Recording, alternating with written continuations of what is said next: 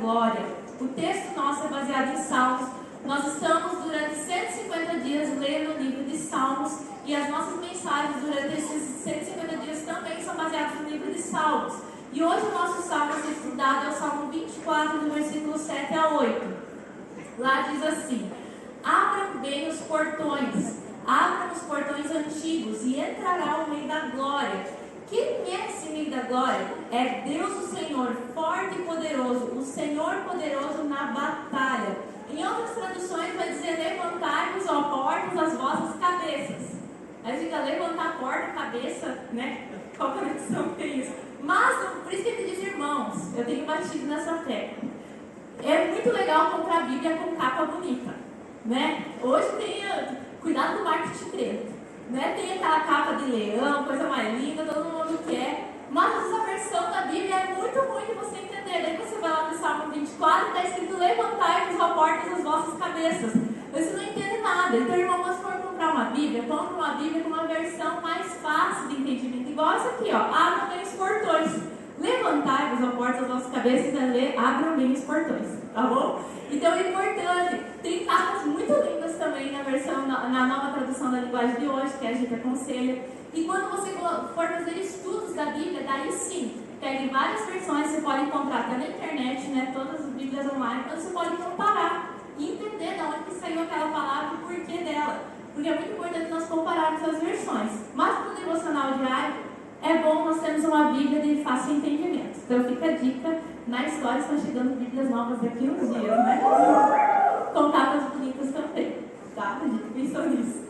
Então, irmãos, esse salmo é mais um dos salmos escritos por Davi. Ele é um salmo escrito para aquelas pessoas que se dirigiam ao culto. Então, hoje nós temos vários lugares onde a gente se reúne como igreja para adorar a Deus.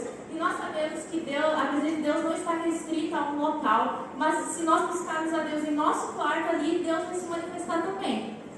Isso não significa que não é importante se reunir como igreja, porque a igreja, quando ela se reúne, é uma manifestação visível da família de Deus, do poder de Deus agindo na terra. Então nós precisamos e devemos nos reunir. Mas antigamente, lá no Antigo Testamento, a presença do Senhor ela era restrita a alguns locais, a algumas pessoas. Então, atualmente as pessoas do povo de Deus, elas se dirigiam até o templo em Jerusalém, onde elas iriam prestar culto a Deus, nas festas que eles tinham, as festas sagradas.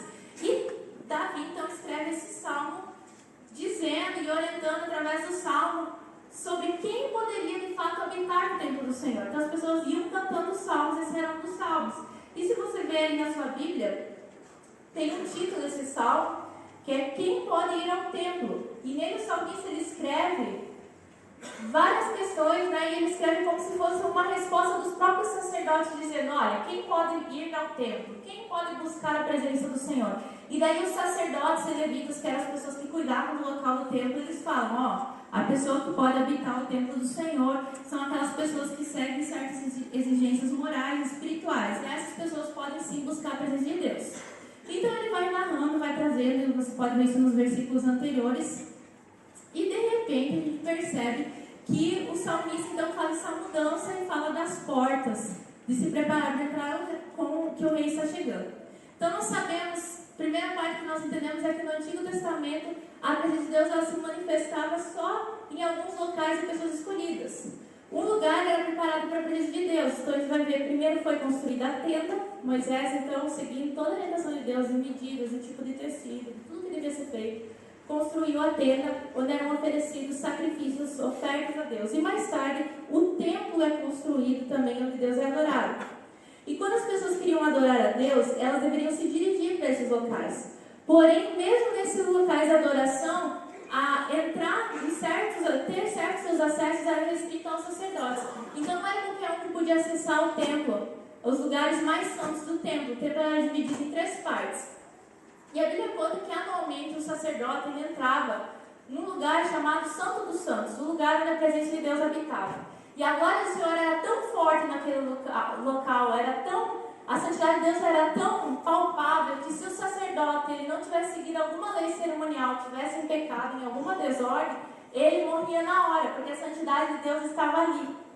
A presença de Deus estava ali. Não tinha igual. Hoje nós vamos entender a partir da palavra que Jesus Cristo, abre o caminho e ele se coloca como intercessor por nós. Mas naquela época não tinha isso. Então o sacerdote, uma vez por ano, ele se preparava e ele entrava no Santo dos Santos para oferecer uma oferta pelos pecados do povo. E para ter ideia, quando o sacerdote entrava, eles amarravam uma cordinha na cintura do sacerdote, ele entrava no Santo dos Santos, e caso acontecesse alguma coisa que aquele sacerdote morresse lá dentro no Santo dos Santos, ele só puxava o cortinho para fora. Pensa só quando saiu o sorteio do sacerdote que ia entrar. Meu Deus, se preparava, confessava todos os pecados até dos antepassados, mas só vou entrar em ordem. Porque se eu não tiver em ordem, eu vou morrer ali. Agora pensa só, nós não temos esse acesso direto a Deus. Nós precisamos de alguém para interceder por nós. Hoje nós vamos até o nosso quarto, nós ajoelhamos e oramos, nós vemos a igreja, nós falamos com Deus, nós ouvimos a palavra de Deus, nós temos a Bíblia, a palavra de Deus, nós temos esse acesso a Deus, mas o povo do Antigo Testamento não tinha. Ele era restrito. Você já pensou você ter que mandar um recado para Deus através de uma pessoa, do sacerdote, e ainda torcer para que ele não morresse no caminho, senão só ano que vem, né? Que era uma vez por ano. Então tinha toda essa questão, um ritual envolvendo para poder acessar essa presença. Ela não era uma presença graciosa como nós temos hoje. A presença de Deus, a santidade de Deus era tão forte e manifestada que a pessoa corria o risco de morrer. E essa realidade dessa época, o salmista está falando ali, então, quem pode acessar, quem pode adorar a Deus, de quem Deus vai aceitar a oferta, o sacrifício. E de repente o salmista muda, de repente a sua fala, e ele fala, olha, atenção, abram as portas, o rei está chegando. E os sacerdotes perguntam, quem é esse rei da glória? E o salmista responde, ele é o rei da glória, aquele que é poderoso nas batalhas, aquele que é forte. Sim, esse rei, finalmente esse rei, ele poderia acessar esse templo. Ele tinha o direito de acessar esse templo, porque aquela glória que existia naquele templo falava a respeito dele mesmo. E esse salmo, ele é como se fosse um apontamento profético de Jesus. O Jesus que viria. Jesus é o rei da glória. E ele sim tinha direito de acessar esse templo. Ele tinha direito de estar na presença do Senhor. A Bíblia diz lá em Hebreus 1:3, você pode acompanhar na tela, que Jesus Cristo, ele é a manifestação da glória de Deus.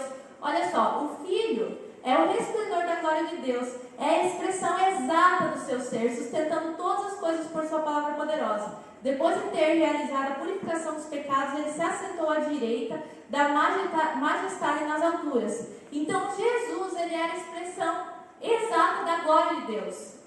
Ele era a glória do Senhor encarnado. O que é a glória de Deus que nós falamos? A glória de Deus é a manifestação do caráter e da obra do Senhor, de Deus. Jesus nutria nele toda a manifestação do caráter de Deus e da obra de Deus. Então, quando Jesus habitou aqui nessa terra e as pessoas viam Jesus, elas podiam ver o próprio Pai, porque ele era a expressão exata do Deus invisível. Jesus se tornou um Deus visível, onde nós poderíamos ver Deus agindo, Deus caminhando no meio de nós e ver o que Deus gostaria que nós vivêssemos, como nós deveríamos caminhar. Então Jesus se tornou o Rei da Glória, e esse Rei veio para nos dar acesso à glória de Deus. Deus não se contentava que só algumas pessoas pudessem acessar a sua presença, mas para acessar a presença de Deus, nós precisaríamos estar em ordem com o nosso Deus. Nós deveríamos estar com a nossa vida em santidade para que não acontecesse como acontecia com as pessoas que acessavam a presença de Deus sem estar purificado.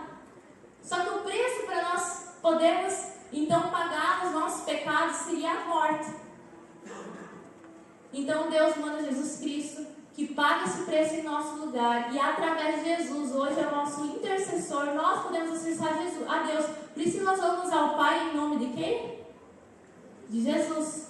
Em nome de Jesus. Jesus se tornou o nosso acesso até Deus. E hoje, porque Jesus é o nosso acesso, nós podemos entrar na presença de Deus, nós podemos pedir perdão por nossos pecados, nós podemos buscar a presença dEle, o consolo dEle, porque Deus, ao olhar para nós, Ele enxerga Jesus em nós. E a santidade de Jesus nos protege e nos dá, então, o direito de acessar a Deus. Então, Deus deseja que nós tenhamos acesso a essa glória.